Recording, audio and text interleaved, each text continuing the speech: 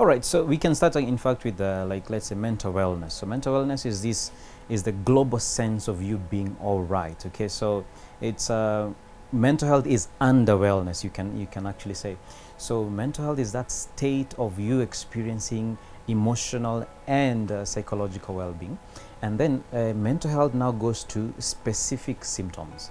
So when you're talking about mental health, you are speaking about what are the symptoms that this person might be exhibiting, which now might say whether this person is mentally healthy or mentally ill. And that's when we move towards mental illness, is when you experience. Now it's what we call a continuum. So it starts from simple stresses of life to when you experience distress. So let me first of all describe the stress here, because the most common, it's one of the most common mental illnesses. So on one side you have eustress. So eustress is good stress, the stress that you experience every single day when you're hoping to do something, when you want to read a book. So it's a good stress because it keeps you alert. Then it moves to, on the other side, to distress. Now is when you can no longer cope, right? It becomes, it really holds you down. It holds your functionality. You feel anxious, you feel depressed, you feel alone, all right? And with a connection to loneliness, because I need to distinguish that. Just, sometimes being alone does not necessarily mean feeling lonely, but when you are lonely, you definitely do feel alone. So there is that aspect. So mental illness therefore becomes when you can no longer function properly, because you feel bogged down by these emotional illnesses, like depression that we'll be speaking about, like stress, like anxiety, like loneliness, grief. Okay,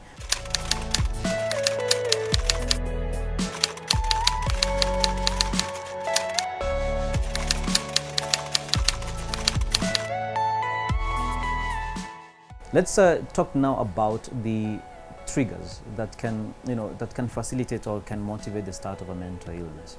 We're going to focus on three of them. All right.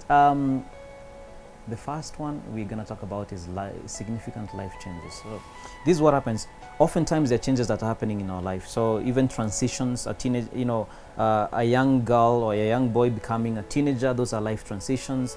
Moving out of home to a university, moving out from home to a boarding school, going into a new relationships, all these are life changes. Okay, changing locations from one place to another, moving on into a new house. So these can be significant life changes that can themselves become triggers, and we need to be very careful, because sometimes we ignore them. So they and especially to parents. Okay, if your child is moving from living with you to a boarding school, that's a significant stress. It's a significant life change, and you want to watch out for that and accompany that person to understand what is happening.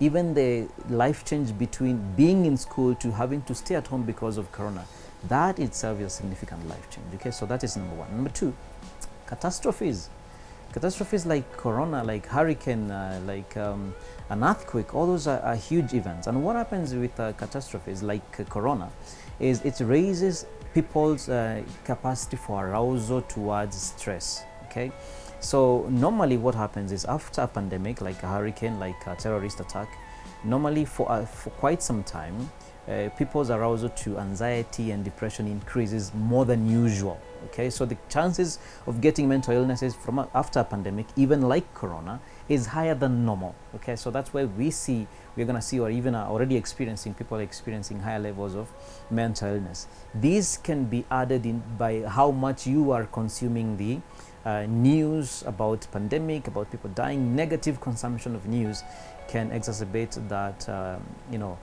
mental illness in you. And the third one that is even more dangerous is the daily stresses. What happens is they accumulate, they add. So when you see it as one, you don't see how it's affecting you, but over time they become quite many, and they become weighty and difficult to handle.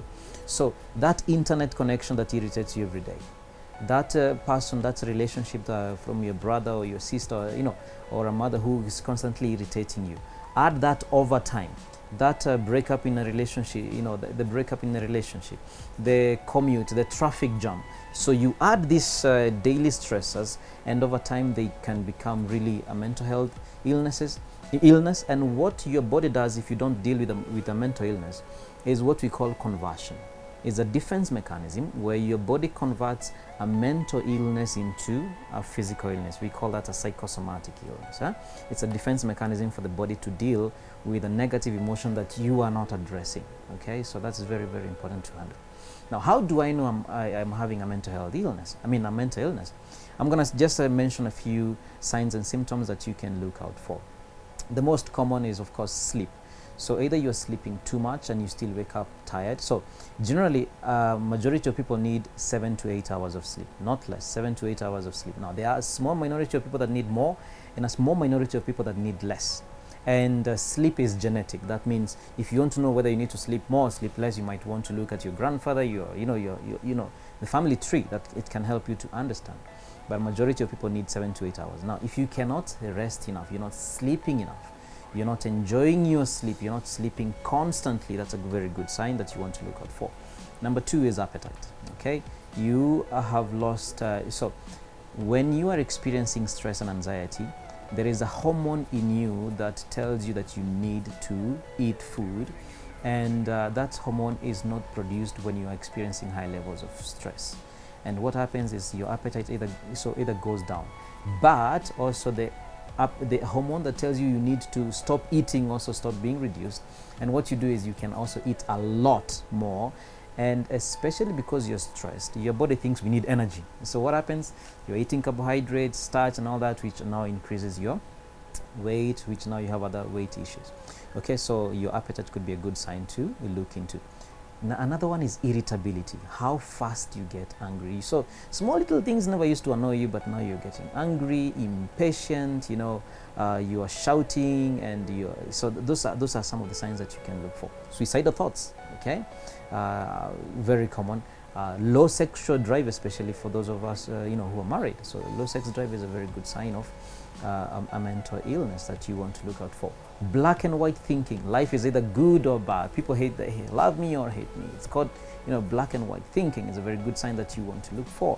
Okay, fatigue, you're constantly, especially the muscles, you're tired, you don't know what you've not been doing much, but you're constantly feeling tired, and that is added to lowered sense of concentration. You sit down to read a book, you cannot focus, you cannot concentrate, you're easily distracted. Okay, so all these are signs and symptoms. And now goes back to, what about, are there differences between men and women? Yes, there are differences. Now, let me start with men. How do men handle depression? So let's start with us men. From an evolutionary perspective, for a long time, men used to deal with enemies of the community by aggression, by fighting physically. And so if you could go and kill a lion, you go and kill a few enemies of the community, good for you, you are held. But times have changed, and the enemy is no longer a physical enemy. And so, but the men still want to respond in the same way that they have responded for millennia, by aggression. Okay, so how do you aggressively deal with an enemy that is actually within you? So it becomes quite difficult for men to deal with that. So most men who get depressed, who get mental illness, they become aggressive. Or they withdraw. So they withdraw into their rooms, they withdraw from people, they withdraw from activity. Of course, withdrawing or finding activities that you used to enjoy is a very good sign and symptom of a mental illness. You no longer enjoy having conversations with people, or even painting if you love to paint, or going to work. You just don't enjoy it anymore, even though it's something that you're talented in. It's a good sign. But men particularly tend to withdraw, and then they go towards alcohol and substance abuse and sex and all that. And especially alcohol is very popular, because one of the things that alcohol does is to lower your self-awareness. So if you're going through an issue like depression, you're not feeling great, it lowers your self-awareness, kind of forget about it. And especially for men have this high drive to accomplish. And so when you see yourself that you're not accomplishing, that can trigger in a very big way mental illness. What about women?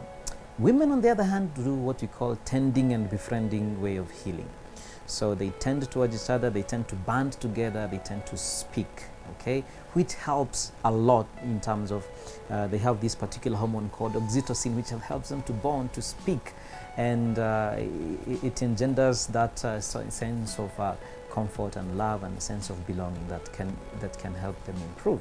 So women tend to have higher levels of depression and anxiety than men, but because of the way they talk, they tend to befriend. Also, they also have higher levels of joy than men, and because also of evolution, women have been wired to have a nervous system to experience higher levels of physical pain because of childbirth, and also the neediness of an infant. So their brain is also wired to handle some of these stresses, which for men can be really difficult. Many men cannot experience the pain of childbirth. You have seen some of these exercises and tests on YouTube where a man is trying to experience the pain of childbirth, and it's really, really difficult for them.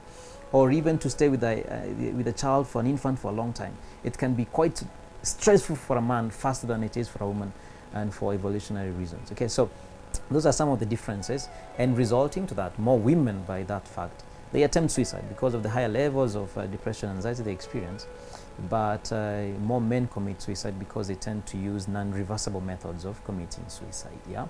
So those are some of the differences, and I hope they are helping you as you listen to this conversation we had.